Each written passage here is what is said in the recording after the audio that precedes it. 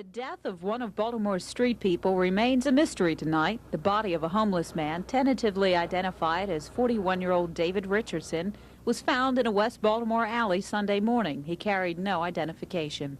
These vacant houses on Stockton Street were home for Dave Richardson. The woman who identified the body says he usually spent the night here. Sheila Kimball says she had invited the man to stay at her apartment or to share a meal with her and her 2-year-old daughter. I told him he was welcome at my house anytime, but he didn't want that. And it really took something from me when I seen him last night laying in the alley. He really did. One man who knew the victim for 15 years says David Richardson's death made no difference to him. I had no feeling. Everybody died. I just buried my mother New Year's Day. And a neighborhood businessman who says he knew the victim thinks Dave might have been able to find a shelter if he wanted to. Everybody liked him around here. He knew everybody and everybody knew him. But where he came from and where it happened to him is a mystery. Still, city police have been unable to make a positive ID on the victim. A check of local fingerprints turned up nothing, and now the case is being investigated by the state police and the FBI, who will check their files for matching fingerprints. And the medical examiner has been unable to determine the exact cause of death.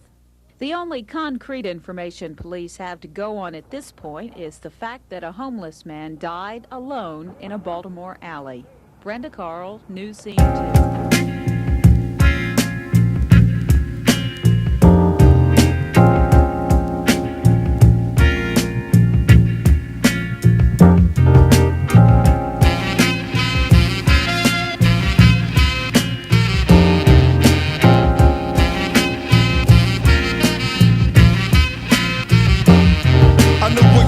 Met him at 14, a very short scene, feeling to make his dreams come true, but see, money was caught me. Started running wild and living life type of foul. That was my shorty style, but deep down at heart, he was still only a child. He was typing nice and ball. If he had height, y'all might have been NBA today. Instead, I watched his life fall, blowing up the spots and popping them 10 Glocks. Collect the street props, split tops, didn't stop. So many men dropped, started committing murder after murder. Blasted the last nigga that tried to rip so fast he flipped him like a burger. Slipped and became the victim of his own murder hunger. He got put 6 feet under by a small shorty that was younger. And this type of street is violence today happens too often. It hit me hard as hell to see my dog up in a coffin. People dropping the rose when the casket is closed. And yo, that's the name of the game out on the street, that's how it goes. They say live by the trigger, die by the trigger. It ain't about whose gun is more bigger, nigga. It's about whose draw is quicker. So to my shorty dog puzzle and pledging. Died at the age of 17, Brooklyn, East New York legend. Tap the bottom of the bottle for the brothers.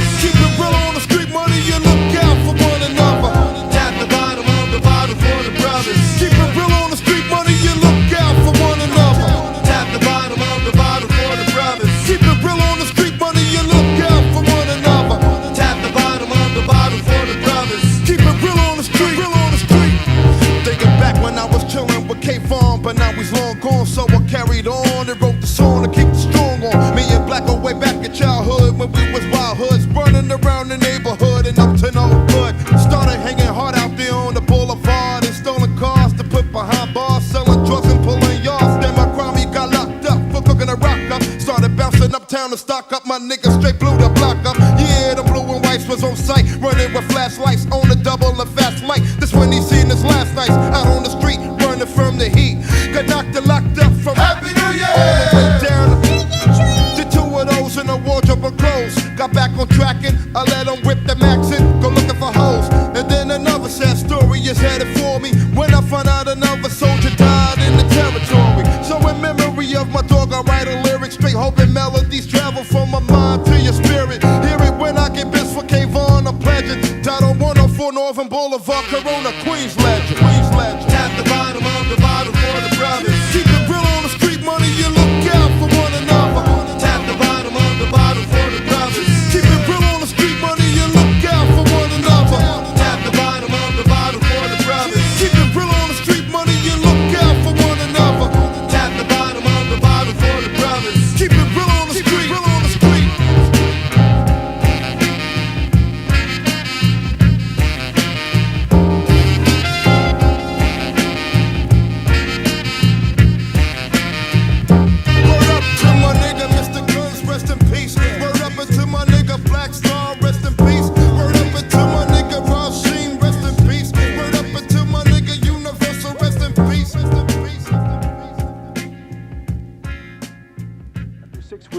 Salvation Army Shelter for the Homeless, Shellis Francis and her children are now staying in an apartment in Northwest Baltimore. They found it through the housing program of the Black United Fund. They got me out of the shelter, and they're still working with me, trying to find me suitable permanent housing. The Black United Fund not only helps people with housing, but pays for food co-ops, daycare centers, and scholarships. It designates monies directly to the priorities of the black community, and it also fills in gaps that the United Way historically has not serviced. Every fall, city workers like these are solicited for contributions by the United Way, and only the United Way. But today, the Board of Estimates voted to have a neutral group run next fall's Charities campaign. The city decided to not have a United Way campaign, as they've had in the past, but what we've called a combined Baltimore City campaign. But Cheeks is concerned the new standards on which agencies can receive money may exclude his group once again. We had suspected that they may try to find a way to exclude the Black United Fund, and this may be one of the ways. Both Cheeks and the head of a similar group are threatening to sue if they're excluded from the city's new Charities campaign. Kevin Brown, News Scene 2, Northwest Baltimore. It's something to help me out until I can get back on my feet. Jerome Howard used to be working full-time, but since he's been laid off, he spends one day a week as a volunteer in city schools. It's the Baltimore Exchange, a program that matches up laid-off workers with city schools in need of repairs. The schools get projects completed that otherwise would not be done. I think the workers appreciate it. They enjoy doing it because they're used to working. These are laid-off workers. They're not folks who haven't worked for a long time in most cases. I'm really just looking for a job, and basically, until then, I'll just keep on volunteering my services and helping out with the community and enjoying my life as I go on. They don't work for free. These volunteers will get a food voucher at the end of their 8-hour shift, and the work also gives them a chance to mingle with others. Mixing with young people like that, it's something different. It's something that I don't ordinarily. This is a scene that we think no longer exists in American society, yet it does. For the past few years, cross burnings, anti-Semitic vandalism on synagogues and in people's homes, Ku Klux Klan rallies, all have continued in Maryland and other states.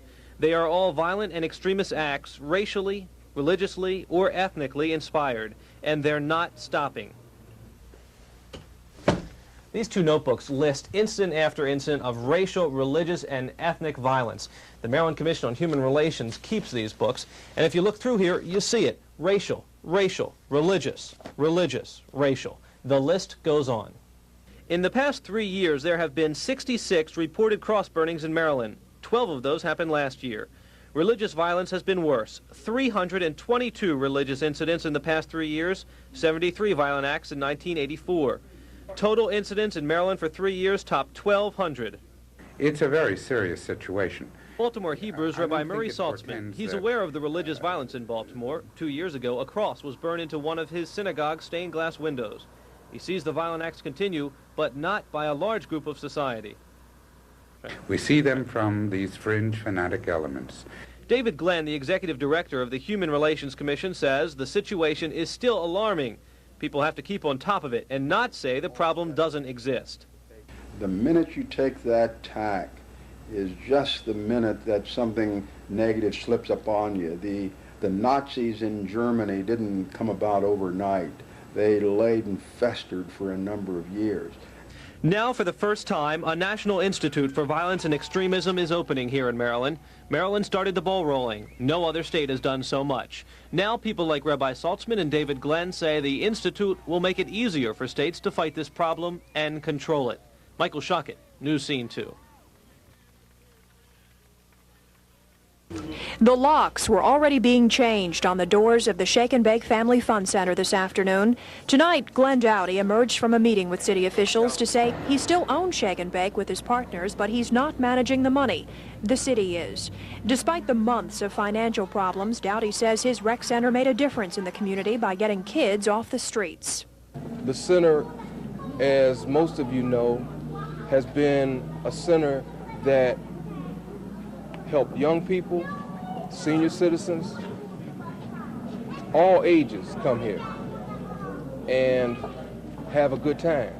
Dowdy missed his latest payment deadline last night when he couldn't come up with over $1 million owed to city trustees. That debt stems from a $4 million loan given by the city when Shake and Bake opened in 1982. Tonight, some employees at the Shake and Bake Center are wondering if they should even come to work tomorrow. City officials say yes. They promise no major changes at the recreational center, at least not yet. No program changes, no hourly operational changes. We're basically dealing with the security of this property. But some employees at Shake and Bake feel Glenn Dowdy got a raw deal. He did everything he could, in my opinion, for that. But you still think you'll have a job? I'll have a job. I hope so. Others are looking forward to the new management. I think it will be to my advantage as far as promotional ideas and getting the people in. Why? Why? I think one of the problems here was management, and I think the city will handle it much better. As for Glenn Dowdy, he seemed eager to get away, but says he'll be back Monday. Vicki Cox reporting for Nightside. Police cars outside of Shake and Bake last night made employees and neighbors ask themselves what else could go wrong there. Just hours after the city announced they were taking over the financially ailing center, the arcade manager allegedly shot and killed Jerry Crawford, an employee, and 18-year-old Yvonne Fitzgerald, a regular who applied for a job there last month. Police had responded to a disorderly conduct call in the arcade. It was empty, though, at 11:30, so they went to the back office. A fellow came to the door, the suspect we have in custody at this time. As soon as he saw it was police officers, he immediately slammed the door, but according to what the officers have told me, in the moment that he had the door open, they saw the two victims lying on the floor, bleeding from wounds to their heads. Police say they had to wrestle Romez Carr down to the ground. He allegedly had a gun, and drugs were found at the scene. It was reported someone heard Carr say, "God made me do it." Today, the center is fairly quiet. And with the murders occurring at a time of transition for Shake and Bake, city officials who were inside taking inventory said they would not go on camera and talk about what happened here. But everyone inside repeatedly told me that there was no connection between the murders and the takeover. It's bad time, and it shocks me because, mostly because heretofore the security and the way things have been around the center, you would not have expected that to happen inside the center at all. Stanley Butler is like a lot of people here today. Fewer people than normal, probably because of the takeover. People unsure what's going to happen. Because some of the parents were kind of upset, you know, and they didn't think that the city would put that personal touch that Glenn Dowdy put into it. One of the changes that might result from the takeover and the homicide is increased security, even though some people feel security is good enough right now. One source told me that there was mention of possibly installing metal detectors on the doors here to stop crime from happening. But that, said the source, would make this place feel like a courthouse. And the children who sit in school all day thinking about coming here, the source said, would not come. And that would be a real shame. Michael Shockett, News Scene 2 in Upton. Future looks bright now? Yes, it does. Very bright. Jessica now have an opportunity to have her open heart surgery, and then she'll be growing better. Jessica McBride was a sick little girl who was running out of time and out of hope. A Down syndrome child born with 2 defective heart valves. A month ago, doctors told her parents she needed an operation and the specialists were in Birmingham, Alabama. The McBrides didn't have the money for the trip. To the rescue with airfare and lodging, not the Marines, but the American Legion. Thank you. Flag. We were glad to find out that we had a family that was in need and that we could contribute to their illness and to help to make them a well child, we hope anyway. We're going to be praying for little Jessica to hope that she will have a successful operation. Jessica's family and friends are sharing the same prayer, and they showed up at the airport to see her and her parents off. And right there with them, members of the American Legion. Jessica's mom was glad they came. I just would like to tell everybody that has worked so hard in helping us to get this far, I just want to thank you. The remains had been there for a while, dumped in a wooded area along the boundary of Gunpowder Falls State Park off Sweet Air Road. At 10:11 this morning, a call was received. A Baltimore Gas and Electric Company meter reader stopped back at these trees and discovered what appeared to be a skull. We responded and determined that the remains were that of a human being. skeletal remains.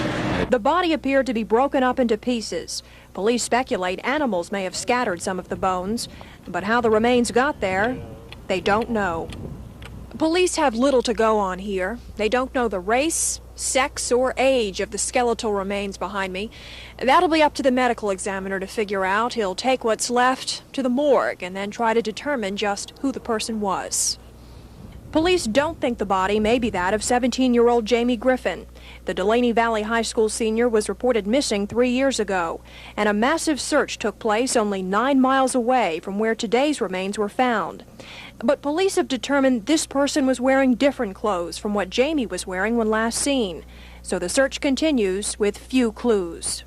What you're dealing with here are just some remains. Now, to hook them up with a specific person who has been reported missing either in this jurisdiction or another, for whatever reason, a missing person, subject of a homicide, we don't know just yet. Police do know the person was wearing a light green T-shirt, brown shorts worn over either white or beige sweatpants, white socks, and white tennis shoes. But the name remains a mystery. Vicki Cox, News Scene 2. 20-year-old Todd Duck is the only soldier on death row. He is in Fort Leavenworth, Kansas. A U.S. soldier hasn't been executed for some 24 years. Today at Fort Detrick in Frederick, Todd's mother told reporters a great injustice has been committed against her son. She says he was given an unfair trial by a general who was out to set an example for other soldiers in West Germany. All of this happened in June of 1984 in West Germany. That's where Todd was picked up by police near the scene of a murdered taxi driver. He was convicted in that murder. I think it's sloppy investigation. I think they made up their mind when Todd was there. Reporters heard today the discrepancies in the trial. Mrs. Duck held up stacks of testimony and said General Richard Graves, who presided over the trial, used his influence to force the outcome he wanted. The evidence? The turning down of the plea bargains, one of which included life imprisonment, the controlling of who was to be on the jury, and there is, as you can see, I do have a testimony. This is my copy of it. But here, for example, is how General marks down 1, 2, 3, 4, 5, the order of preference, the people that he wants on the jury. An example of one of the discrepancies, bloody fingerprints found on the taxi. They were never introduced into court, so Mrs. Dock wants to know who the prints belonged to. We all say that one nation under God, with liberty and justice for all. But when justice is denied to one person, then it's denied to each of us as Americans. Because as the Bible said, truly we are each other's keeper. And I would like to say that we've just begun to fight. We may have lost this battle, but believe me, we're going to win the war. Todd is trying to appeal this to the highest military court. If the sentence is not reduced, it could go to the U.S. Supreme Court, and the final authority over all of this would be the president. All that Todd's mother wants, though, is a fair trial. If he is found guilty during a fair trial, she'll accept that. Michael Shockett, News Scene 2, Fort Detrick, Frederick. Okay, down in here is where the paint has been really chipping and flaking really bad. When blood tests showed lead, however, the lead was not removed to the satisfaction of Gwendolyn's mother, Denise Sampson. Her case has now moved up to the State Court of Appeals, but as the legal battle continues, so does the potential risk to Gwendolyn.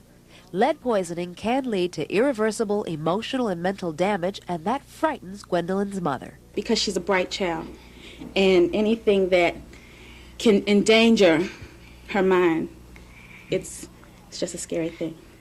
Overall, landlords' biggest objections to removing lead paint is the cost of the procedure.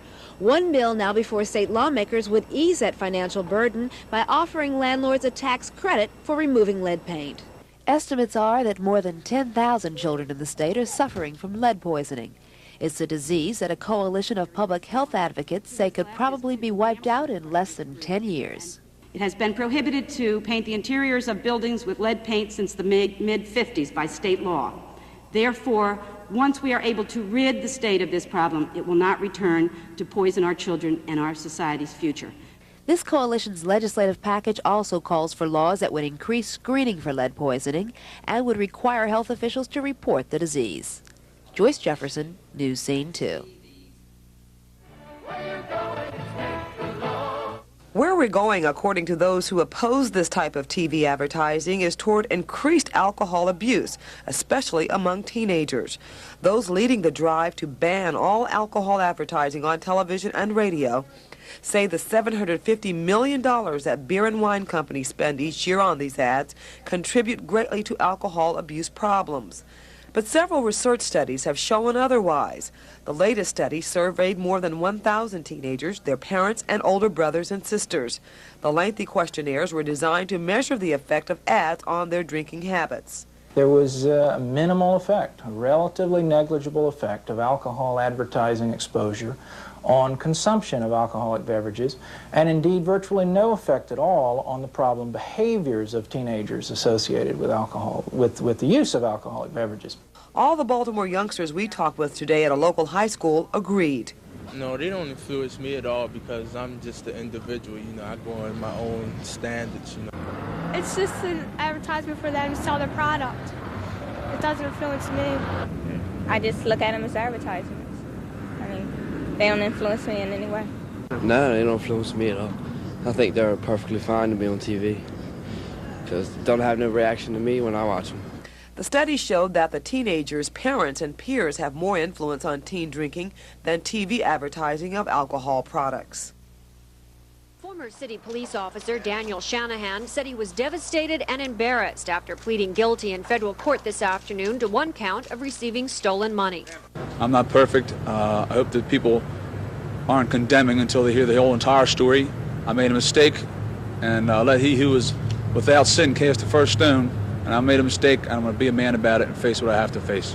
In a statement of facts read in court, Assistant U.S. Attorney Herb Better said Shanahan's mistake was taking $500 last July 25th he knew had been stolen from the Equitable Bank in Fells Point. The alleged bank robbers, John Thomas Neal and Mark Lyndon Kirby, worked at Auto Custom Specialists, 2 blocks from the police department, where Shanahan also moonlighted waxing cars. Shanahan, who had large legal fees from 2 manslaughter trials, said he needed the money and took it in return for keeping quiet about the robbery. 6 days later, the pair allegedly hit another bank, the Municipal Savings and Loan on South Conkling Street. This time, according to the statement, Shanahan, who was working as a police dispatcher, knew in advance. When the call came into the department, he deliberately gave out the wrong address and wrong description of the getaway car to help the pair escape. Shanahan, who resigned from the police force as part of a plea agreement, said all of this occurred at a very traumatic time, in between his 2 trials for manslaughter. He's terrified, he says, that he may now go to jail. I couldn't spend one day in jail. I've been a policeman for 11 years and loved it. I'll never be one again. I understand that. 10 years is an awful long time, and I just don't know. I just know that I'm sure Judge Black is going to do the fair and honest thing. Shanahan will remain free on his own personal recognizance until his sentencing in about 5 to 6 weeks. He could be sentenced to up to 10 years in prison and fined up to $5,000. At federal court, Joan Gartland, News Scene 2. Photographer Norman Freeman and I spent the last few weeks on the road, stopping off in cities and towns from the eastern shore to the mountains of western Maryland. Through the eye of our camera, we show in contrast how blacks live, what their dreams are, how they interact with whites in the community in which they live. And we talk to people, many people, about what it's like to be black in Maryland. I'm one who believes that education will solve many of our problems. Education on the part of the non-black community, having them get to know us and respect us. You got people walking the street now, head full of education. You can't get a job, save their lives. But we didn't have opportunities when I came along. Our report is entitled Profiles in Black Maryland, but it's much more than just a profile. Join us tonight on Nightside at 11. I'm Horace Holmes, News Scene 2. Annapolis is not only known for being the capital of Maryland, but in the 1700s and 1800s, it was the capital of slave trading in the state. You can still almost hear the ghosts of Kunta Kinte and the thousands of other African slaves who were bought and sold here in what today Annapolis calls its Market Space Plaza. 2 to 3 centuries, blacks have lived and died in this town. But today, how do blacks live in the capital of a state that, for centuries, has prided itself on being the home of freedom and equal opportunity?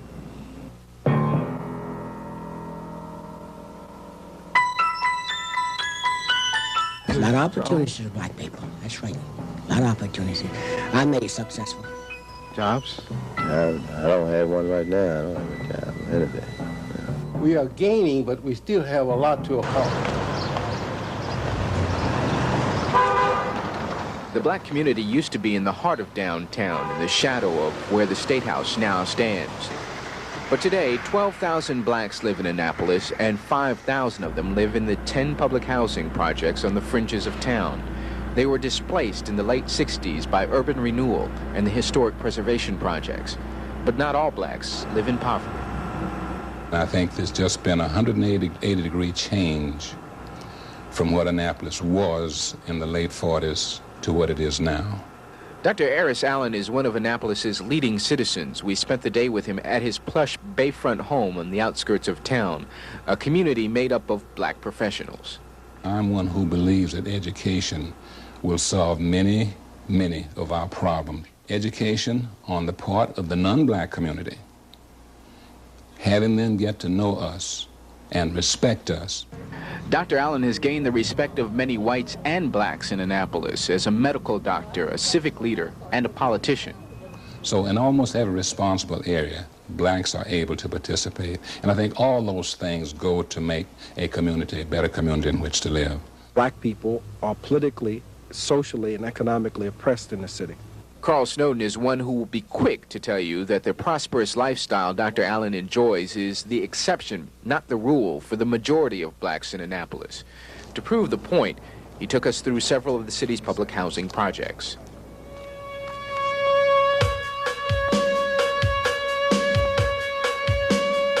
Water pipes freeze up during the winter, you know. Landlords, they don't do anything if you're living in the black community.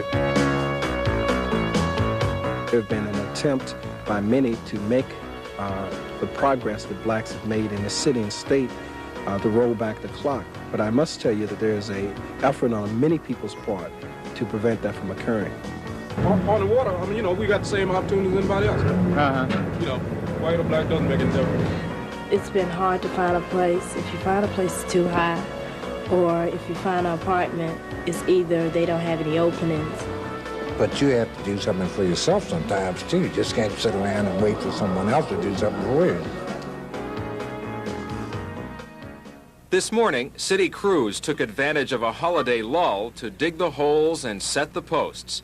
Until now, the idea of parking meters here was so much grist for the gang at Bertha's or Jimmy's, something to hash out over a beer. But the posts are the clearest indication yet the city is through making threats. From the city's point of view, the parking meters make perfect sense. Without them, there's no way to attract the builders of parking lots. But the residents and the merchants say that's about as logical as shooting yourself in the foot so you have an excuse to buy new shoes. No one's going to park in front of a meter if they can find a space on a side street. That's the biggest concern of those with homes or businesses on the point. Parking, especially on the weekends, is always a challenge. With drivers now having to seek the relative safety of side streets, it will be a nightmare. The entire neighborhood is up in arms, all the merchants, even the residents, because it is not solving the problem. It's not going to solve the problem. All it's going to do is increase the revenue to the city. That revenue may be a while in coming. Installation crews were instructed to leave off the meter heads. Just when they become operational is anyone's guess. You call up people like Traynor, he's in Ireland. The man that was doing his job in his absence was out to lunch. Schaefer's, he's gone for the week, from what I understand. What do you call? Ghostbusters? It happened at 41 South Fulton Avenue, just off Lombard Street. Police spokesperson Arlene Jenkins says the child's mother, Karen Stanley, reported the child missing. She reported that she left about 7 in the evening and came back home around the hour of 9, and her child was not there. The Cato family lives in that house over there. The police found their child between these two houses on the other side of this fence at the foot of that fire escape back there. In fact, police at first thought the child had fallen from the fire escape. There is only a small blood stain there, but police say the child was bleeding from the mouth. While the officer who located the child administered CPR, At the time, the child was not breathing, and he also called for ambulance. The child died this afternoon at University Hospital, and on Fulton Avenue, neighbors were outraged, claiming the child was never well cared for. Especially not watching the baby, especially when it came out on Lombard Street and a gas and electric truck came and picked the baby up and was wondering where. You were just wandering down from. the street? Yeah, it was right down there on that middle of the Lombard Street. And Cato's mother claims the child's mother, Karen Stanley, is equally to blame for what happened. She knew it. She knew the kind of shape that my son was in, and she goes off and leaves the baby like that with him. Mrs. Phillips says she will stand by her son. Jack Bowden, News Scene 2. Detective Sergeant Gary Childs broke down in tears this morning as he listened to the graphic tape recording of the death of his partner, undercover narcotics detective Marty Ward. The jury heard the tape made from a hidden microphone on Ward's body in its entirety. Because of the violently explicit and profane nature of the recording, we have edited what happened last December 3rd as police and drug enforcement agents knocked down the door and raided the Candy Kitchen in West Baltimore. Marty Ward and defendant LaSalle Simmons were conducting an undercover heroin transaction on the 3rd floor.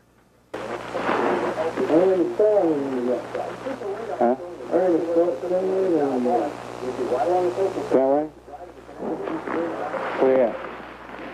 Put down.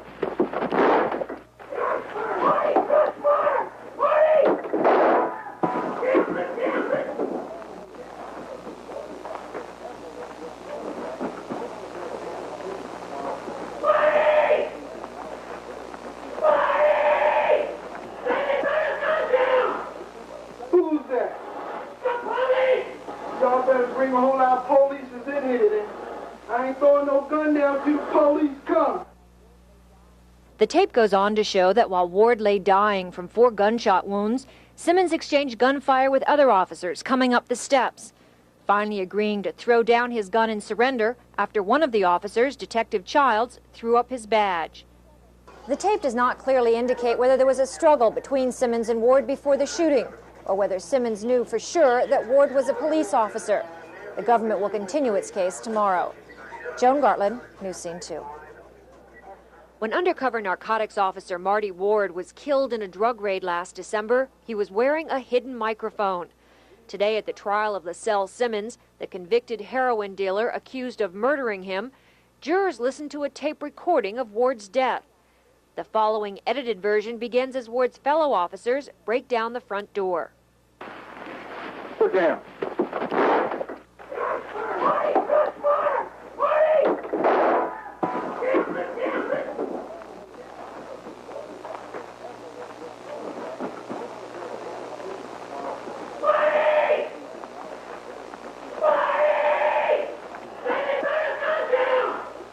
Who's that? Y'all better bring a whole lot of police is in here today. I ain't throwing no gun down till the police come. Ward's partner, Detective Gary Childs, broke down in court today as he listened to the 4 gunshots that killed his friend. Ward was already dying by the time officers reached the 3rd floor, where Simmons held them off with more gunfire. Don't come up here, man, I'm telling you. Wait till the police come, man. I can't let y'all up here because I don't know where y'all is, man. I am the police in my bag. If somebody comes down and walks down and back there and dies, I'll kill you. Simmons eventually gave himself up, crawling down the stairs.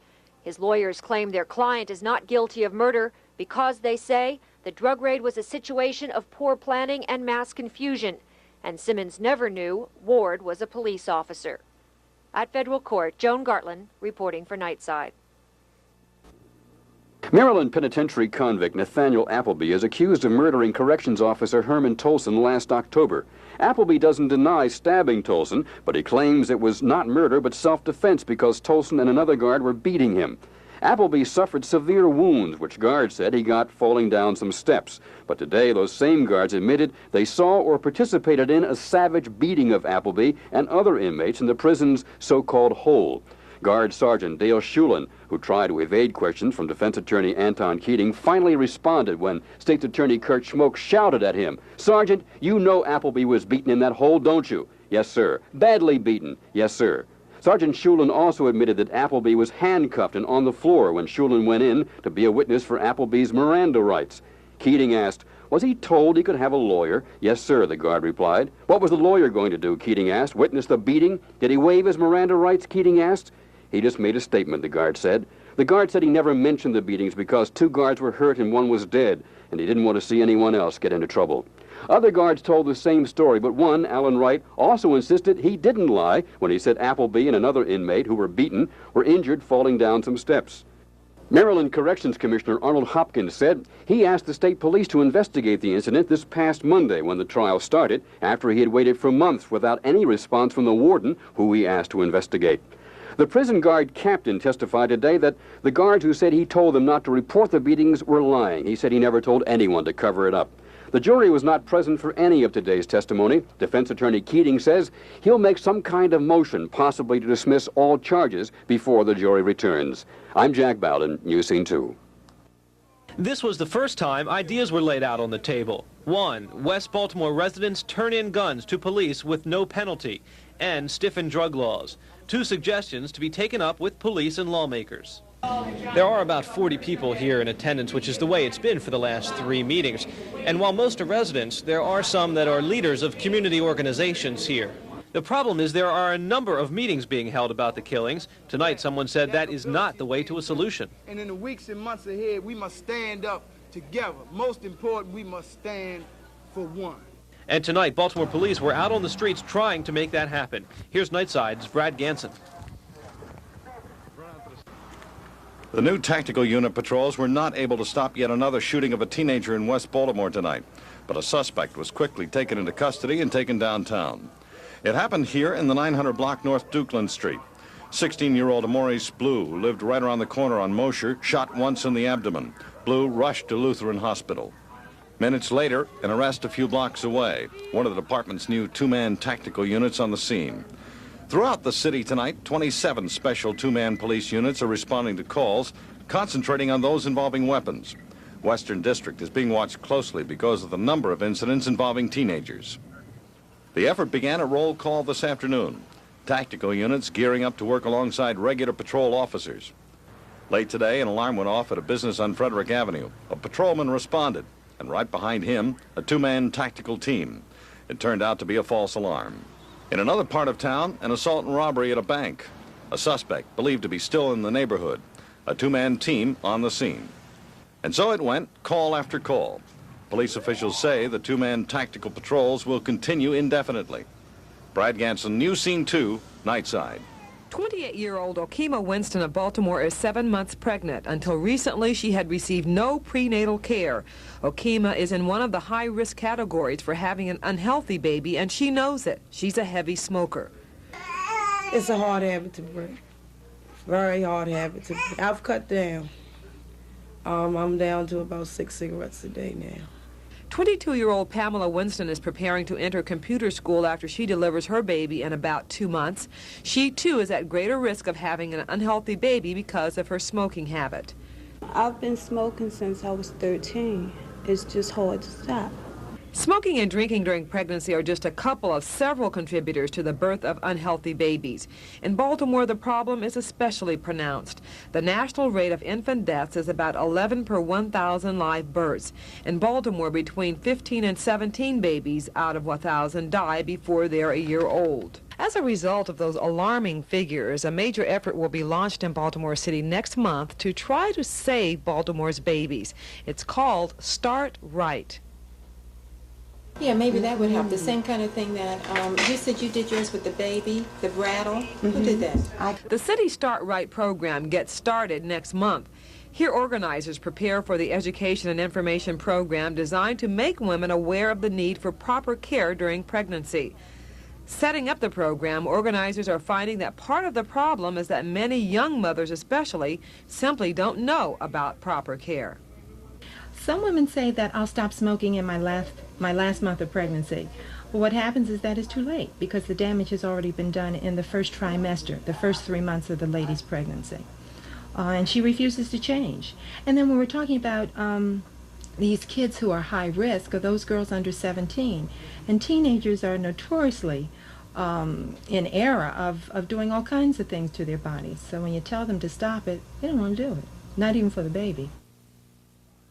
It was the neighborhood dumping ground, the lots between Saratoga and Mulberry Streets, trash everywhere. Mayor Schaefer saw it and wrote, "I'm mad. West Baltimore is filthy." The next day, his crews cleaned it all up, but neighbors said, "Just wait, the trash will be back." Tonight, 3 weeks later, the area still looks relatively clean from a distance. It does look a little better than it did 3 weeks ago, but it's starting again. Here's a mattress that was left here. That's not all. Bottles, trash in the alleys, trash by the vacant houses. The littering is back.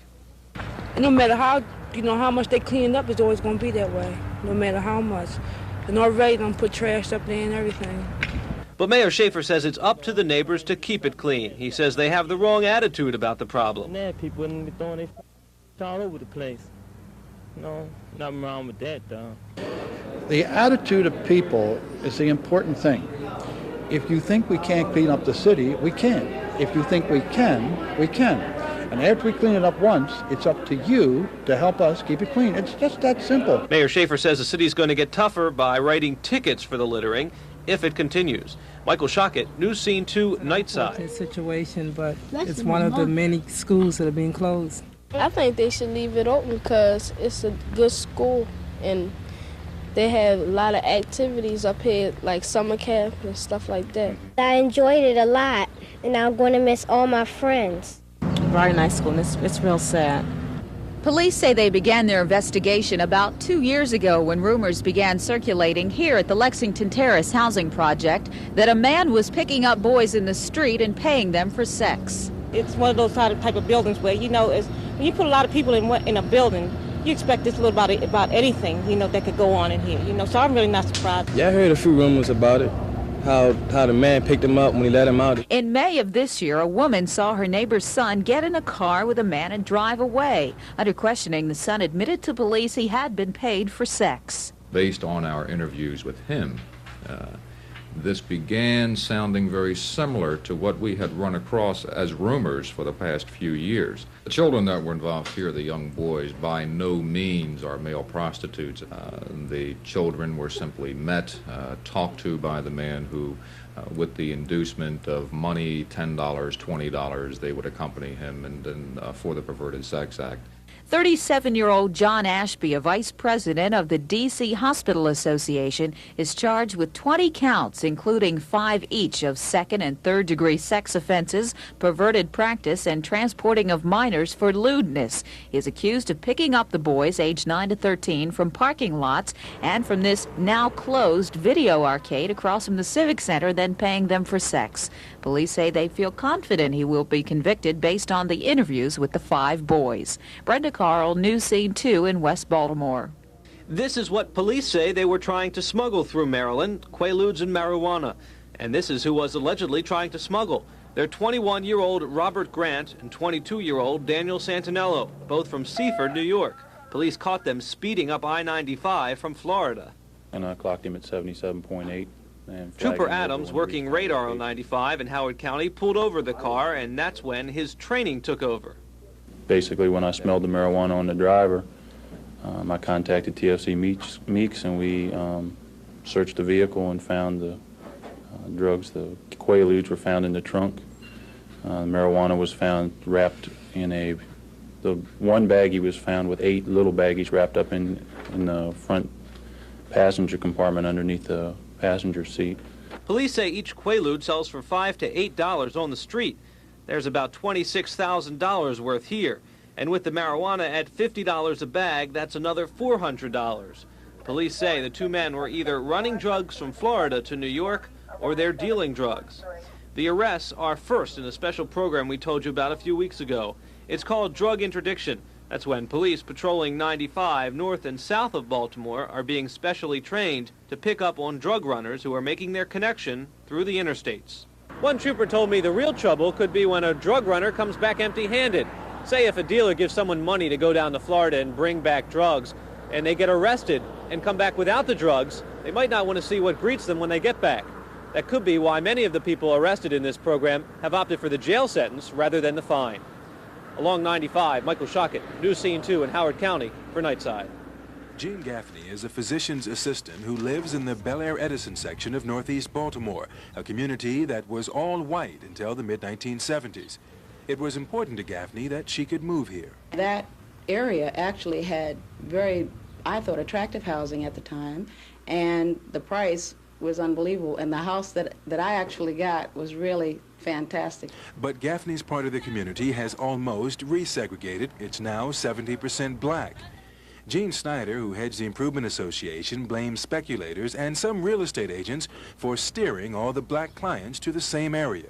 We got to work on the problem, and we decided we'd deal with the realtors. We'd let them know that we didn't want one street at a time changed, that if they came in to show our houses, they would show them all sections and showed all people. And some real estate agents in the city and the suburbs need pressure, according to Baltimore Neighborhoods Incorporated. Reduction in the level of discrimination is not significant.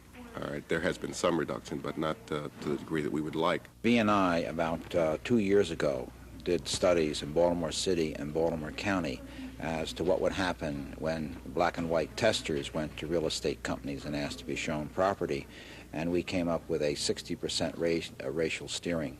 The way Baltimore Neighborhoods Incorporated tries to solve those problems is by filing lawsuits. Those lawsuits are possible because of the federal fair housing law, which is 17 years old this month. Kevin Brown, News Scene 2, Bel Air Edison. Estimates are that about 100 people were inside the club attractions in the 1900 block of Charles Street around 2:20 this morning when the fire was discovered. Right now, police are holding 23-year-old Anthony Sykes of the 1100 block of East North Avenue. He's charged with burglary and arson. It appears Sykes was asked to leave the club this morning and did. Witnesses have told police that he went to a gas station a block away and filled up a gallon can with gasoline. When firefighters arrived at the scene, Sykes allegedly was holding the club door for them. He was later picked up right across the street. People who got out the club safely can thank one of Attractions' employees, Keith Collier. It was Collier who discovered the fire after some customers complained they smelled gasoline. He says he spotted it behind the disco's DJ booth. Upon going in, there was no signs of fire, and all of a sudden, while I was in there, poof, just like that, the fire came up. So what I did was walk out, close the door, walked up to the stand where the DJ plays, took the record off, and told the people in a nice manner that they would have to leave for a while. They eat with me, they sleep with me, they even take a bath with us. Ruth Johnson is fed up with roaches. Her apartment is one battlefield in the war against roaches, being waged by experts using a new debugger device called Combat.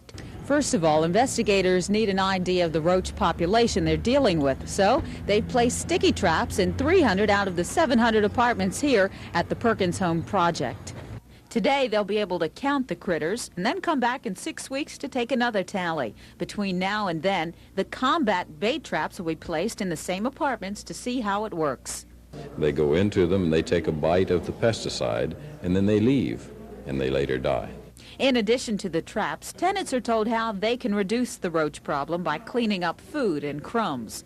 No single thing is likely to ever get rid of the cockroaches the way we would want to. Last summer, a similar project was done here on a smaller scale, but with great results. The average count was about 257 roaches per dwelling unit, and when we finished with the experiment, we got down to an average of 6 roaches. And what makes this new method different is that it's safe. Kids can't open it up, and it might be more effective than sprays and chemicals. Well, at the end of 6 weeks, we should know for sure whether this is the best weapon in the ongoing battle against roaches. Brenda Carl, News Scene 2.